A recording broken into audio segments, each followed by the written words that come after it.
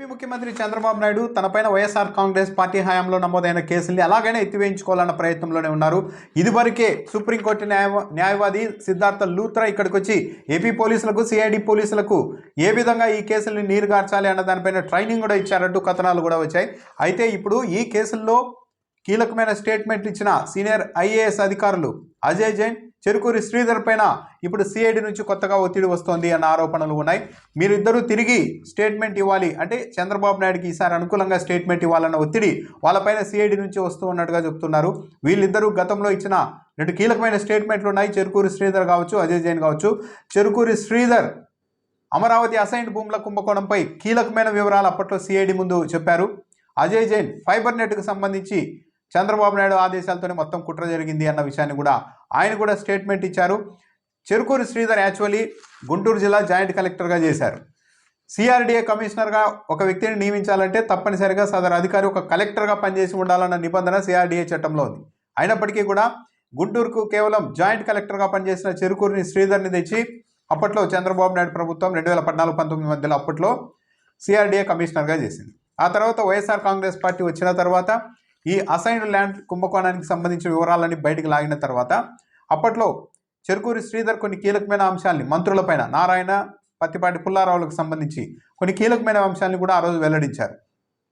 Assigned భూములకు సంబంధించి land pooling scheme కంటే ముందే 2014 అక్టోబర్లోనే తుళ్ళూరు మండల రెవెన్యూ రికార్డులన్నీ తాము రహస్యంగా తెచ్చినట్టు కూడా మంత్రి ఆదేశాలతో, నారాయణ ఆదేశాలతో మొత్తం ఆ మండలానికి సంబంధించిన రెవెన్యూ రికార్డులు అంటే భూ రికార్డులన్నీ రహస్యంగా చెప్పినట్టు తెచ్చారు.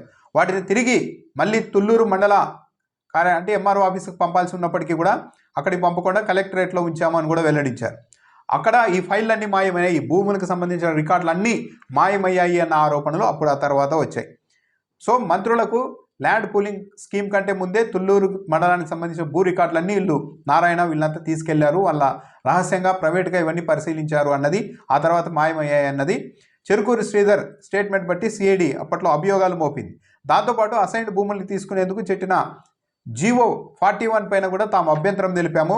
ఇదే అసైన్డ్ ల్యాండ్ యాక్ట్కు విరుద్ధంగా ఈ జీవో ఉందని స్వయంగా నారాయణకి చెప్పినా కూడా ఆయన అప్పట్లో పట్టించుకోలేదని కూడా శ్రీధర్ చెప్పారు. జీవో చట్ట విరుద్ధమా కాదా అన్నది తర్వాత అంశం అని ఆయన అన్నారు. అసలు జీవోలకు సంబంధించి నిర్ణయాధికారం అధికారులది కాదు, అది మంత్రిమండలికి సంబంధించింది, మంత్రులకు సంబంధించి ఆ అధికారం ఉంటుందని అప్పట్లో నారాయణ తమతో చెప్పారు. తాము ఇవన్నీ అక్రమం అని చెప్పినా కూడా చట్టవిరుద్ధం అని చెప్పినప్పుడు కూడా ఈ అసైన్డ్ భూముల వ్యవహారంలో వాళ్ళు ముందుకే వెళ్ళారని కూడా అప్పట్లో స్టేట్మెంట్ ఇచ్చారు చెరుకూరి శ్రీధర్. స్టేట్మెంట్ ఇవ్వడంతో పాటు తాను ఇలా మంత్రులకు వ్యతిరేకంగా, నాటి మంత్రులకు వ్యతిరేకంగా స్టేట్మెంట్ ఇచ్చాను కాబట్టి తనకు, తన కుటుంబ సభ్యులకు తగిన రక్షణ కల్పించాలంటూ ఆయన అప్పట్లో సిఎస్కు కూడా లేఖ రాశారు జగన్మోహన్ రెడ్డి ప్రభుత్వ హయాంలో. సో అది అలా చెరుకూరి శ్రీధర్ అసైన్డ్ ల్యాండ్లకు సంబంధించిన భూ రికార్డులన్నీ ముందే తెచ్చుకున్నారు తుళ్ళూరు మండలానికి అని చెప్పేది ఒకటి. అసైన్డ్ భూములకు సంబంధించి 41 జీవో విరుద్ధం అని చెప్పినా కూడా నారాయణ వినలేదు అన్న విషయాల్ని కీలకంగా తీసుకొని అప్పట్లో చంద్రబాబు నాయుడు పైన, నారాయణ పైన, వీళ్ళందరిపైన కేసులు పెట్టింది సిఐడి. దాంతోపాటు ఫైబర్ నెట్లో అజయ్ జైన్ అయితే తప్పు జరిగింది అని ఏకంగా జడ్జి ముందే అంగీకరిస్తూ ఒక స్టేట్మెంట్ కూడా ఇచ్చేశారు.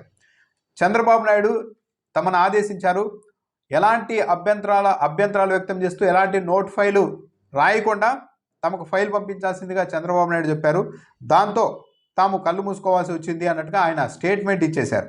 ఎలాంటి అభ్యంతరాలు చెప్పకూడదని ముఖ్యమంత్రి చెప్పడంతో తామన్నీ పాటించాము, ప్రజాధనం దుర్వినియోగం అవుతున్నా సరే తెలిసి కూడా ఏమీ చేయలేకపోయామంటూ ఆయన స్టేట్మెంట్ ఇచ్చారు.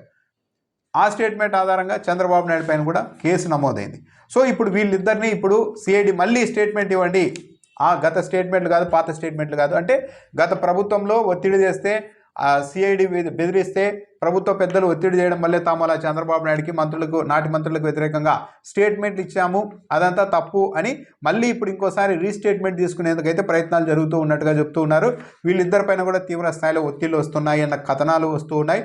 సో మరి ఏం జరుగుతుంది నిజంగానే? యాక్చువల్ అయితే ఇప్పుడు మళ్ళీ జడ్జిల ముందు కూడా స్టేట్మెంట్ ఇచ్చిన తర్వాత మళ్ళా కొత్తగా స్టేట్మెంట్ తీసుకొని అదంతా అబద్ధం, ఇది నిజం అని అంటే అందులో నేను సామాన్యులు కాదు, వీళ్ళు సీనియర్ ఐఏఎస్లే ఇలా వాళ్ళు ఎవరో ఒత్తిడి చేస్తే మేము మాజీ ముఖ్యమంత్రి మీద, మాజీ మంత్రుల మీద మేము ఆ రోజు ఇలా స్టేట్మెంట్ ఇచ్చామని చెప్తే దాన్ని ఎంతవరకు విశ్వసించాలి?